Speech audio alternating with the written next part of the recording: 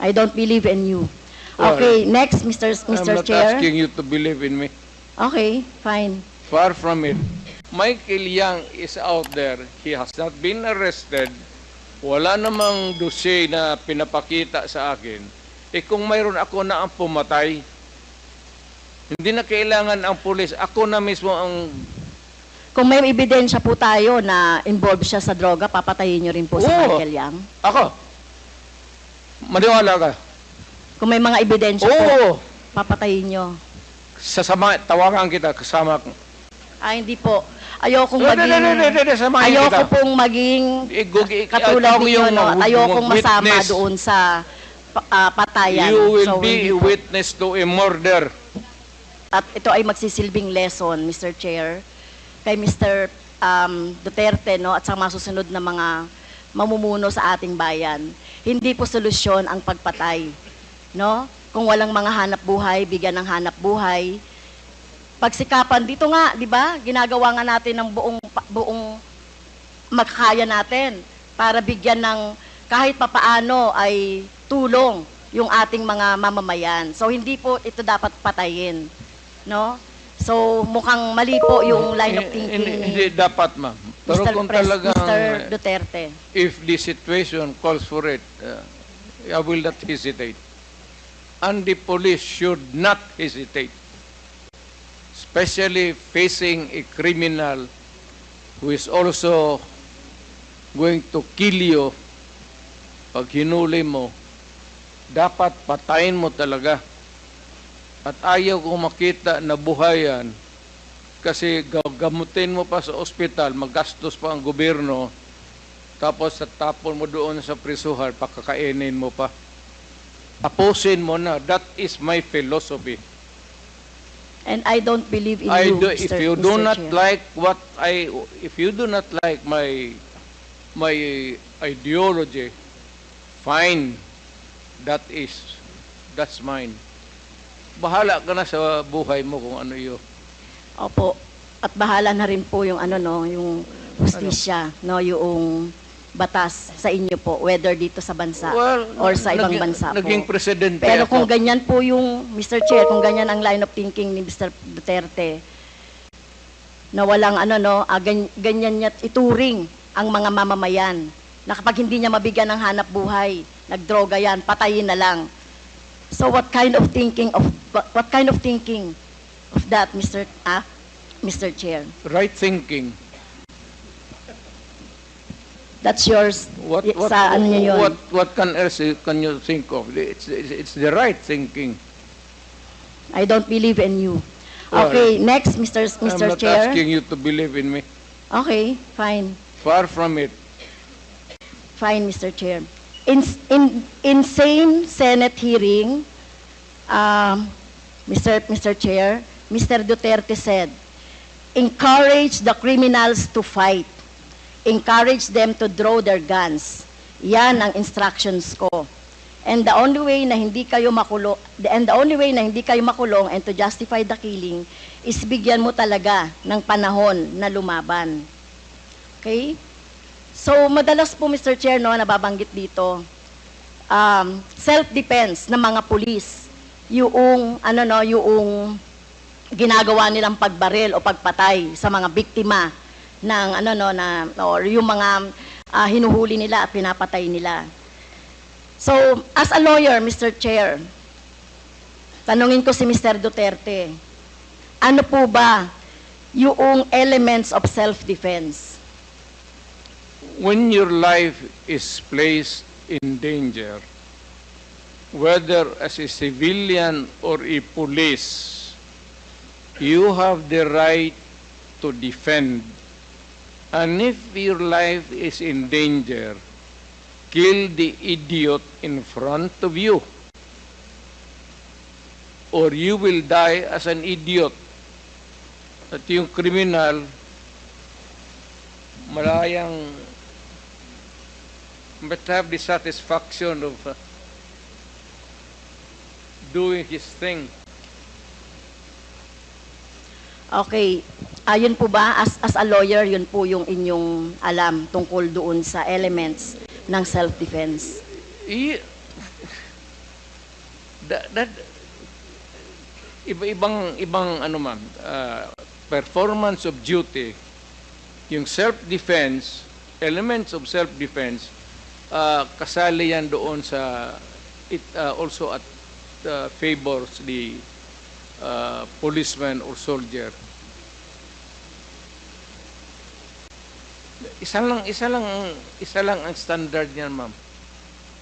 Are you in danger of losing your life in front of a person, whether really criminal or your enemy, galit mo, and there's a confrontation, a violent activity ensues, and if your life is in danger, put the idiot down. Rather mamatay ka. Ano ba itong buhay na ito? Okay. Pagdrama ba tayo? Thank you po, Mr. Chair. Salamat. So sinasabi niyo po, encourage the criminals to fight. Okay? Encourage them tama to yan. draw their guns. Tama yan, ma'am. Okay? So ang elements po ng self-defense ay, ang alam ko po, no, sa turo ng mga abogado, ay kung merong unlawful aggression. Eh yung bata po, meron bang yung napatay na mga bata, yung mga napatay na mga basta na lang nakursunadahan, etc. So wala ditong elements of self-defense, no? Number 2, reasonable necessity of the means employed to prevent or repel. So ang nangyari na po, pinatay na agad no? Pinatay na agad yung biktima. Pangatlo po, yung lack of sufficient provocation on the part of the person defending himself. Pero sinasabi dito, sufficient provocation. Mr. Chair, mismo nga sa presidente, dating presidente, si Mr. Duterte, sinabi mo na nga sa instructions mo doon sa inyong mga pulis, encourage the criminals to fight, palabanin. Okay? At narinig ko pa nga minsan ay kung walang baril ay bigyan ng baril. So encourage. So saan po dito yung elements of self-defense na sinasabi po ng mga pulis ninyo? Pero kayo po, kapag kapag yung time na nandiyan na yung biktima o nandiyan na yung suspect, kayo po talaga gusto nyo patay talaga agad. I mean, I do not mean to be discourteous, Mr. Chair. Like to advise the lady to, pag siyang pumasok dyan sa aggression, you'd never understand that. Wag na lang. Your hypothetical Hindi, Mr. Chair, si Mr. Duterte mismo nagsabi patayin agad. Wala bang pagkakataon na mabigyan na mabigyan ng pagkakataon yung suspect or yung gustong mahuli? Ang concept niyo talaga patayin agad ang mga kriminal o yung mga addict o yung mga pusher. Pero ang tanong ko nga, hindi niyo ginawa yan sa mga drug lords.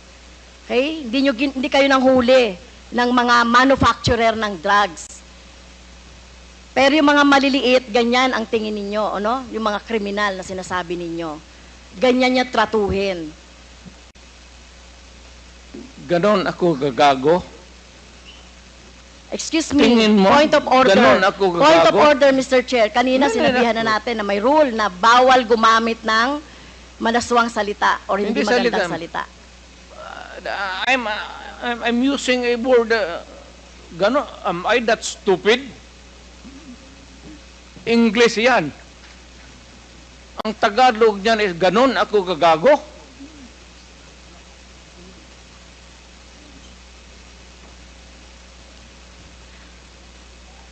Abogado ako, fiscal ako, ganon ako gagago. Tama kayo, Mr. Chair, tama po si Mr. Duterte, abogado kayo. Pero alam ko, pag abogado, dapat alam niyo po yung due process of law. Alam niyo pong igalang ang karapatan at buhay ng tao, Mr. Chair. Huwag ka magbarurong, ma'am. You do not know me. from Adam. Basta na lang na anong narinig ninyo yung that's is Okay. You have 3 minutes Okay. left, Congresswoman Castro. Yeah, last time na po ba, Mr. Chair? You have 3 minutes left. 3 minutes na lang. Okay, thank you, Mr. Chair. Si Michael Yang po ay kilala na at kilala pong malapit sa inyo kay Mr. Duterte, Mr. Chair. At in fact, sa panahon po ni Mr. Duterte, inappoint siya as economic manager. So, dito po, Mr. Chair, nababanggit sa mga resource persons natin yung papel ni Mr. Yang, Michael Yang, sa droga, sa kalakalan, sa droga. So, ang tanong ko po kay Mr. Duterte, Mr. Chair, gaano niyo po kilala si Mr. Yang o si Michael Yang? Michael Yang is an owner of a big department store in Davao City. Nag-irate yan, ako ang nag-cut ng ribbon sa department store niya. And every businessman, whether ang background mo hindi kung saan ka galing impyerno, if you want to have a picture with me, I will gladly oblige you.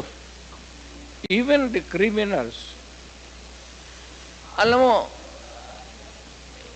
do not confuse your, just because they are Chinese and they suspect you. Michael Yang is out there. He has not been arrested. Wala namang dossier na pinapakita sa akin. Kung mayroon ako na ang pumatay, hindi na kailangan ang pulis. Ako na mismo ang... Kung may ebidensya po tayo na involved siya sa droga, papatayin niyo rin po si Michael Yang? Ako? Maniwala ka? Kung may mga ebidensya po, papatayin niyo? Tawagan kita, kasama ko. Hindi po. Ayokong pong maging katulad niyo, at ayokong masama doon sa patayan. You will be a witness to a murder. Hindi ko po gagawin yun, Mr. Chair, sumama kay Mr. Duterte para pumatay. Yan ang problema mo. Okay. So, yun nga po, yun pong mga malalaking drug lords katulad ni Michael Yang na sinasabi. Pero hindi nyo po alam na involved sa droga si Michael Yang, Mr. Duterte, Mr. Chair. Mas marunong ako sa iyo, ma'am. Hindi talaga involved yan. Magtanong ka ng pulis ngayon. Gusto mo, magsama tayo sa NICA. Sama tayo sa NBI. Ngayon, pagkatapos nito, kung may makasabi sa iyo, may isang ahente na involved yan, yan lang ang suspitsa nila kasi pagka-in-check, yan, pag sama-sama ng... Hindi po. I beg to disagree, Mr. Chair. Tayo po nirerespeto po natin ang citizenship. Tayo po marami pong mga hindi po tayo against sa mga in-check. No, hindi po tayo against sa mga sinasabi nating Chinese, lalo na kung Chinese Filipino 'yan na wala namang ginagawang krimen dito sa ating bansa. Kaya ang tinutukoy lang po natin yung mga involved sa krimen na mga nababanggit po dito sa ating hearing ng Quadcom.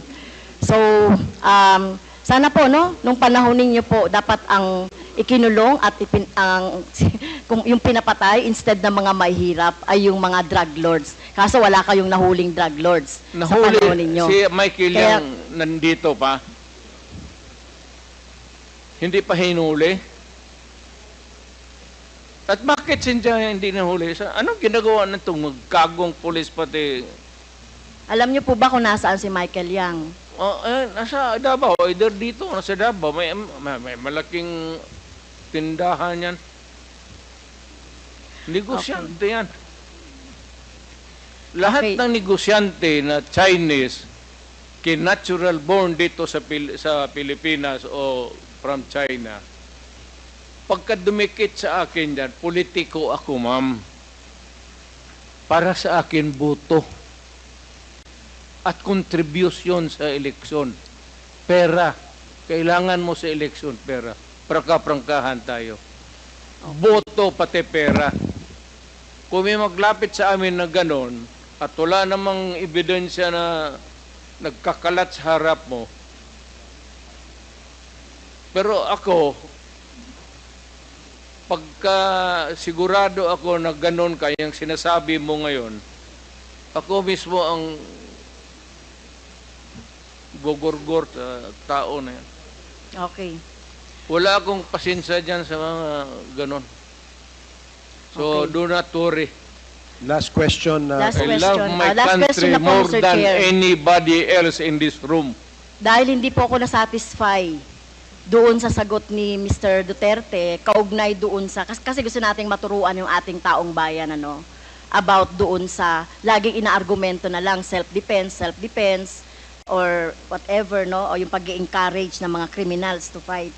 So, pwede bang matanong si Ma'am, Attorney I am Neri? not here to satisfy you. Attorney Neri, Mr. Chair,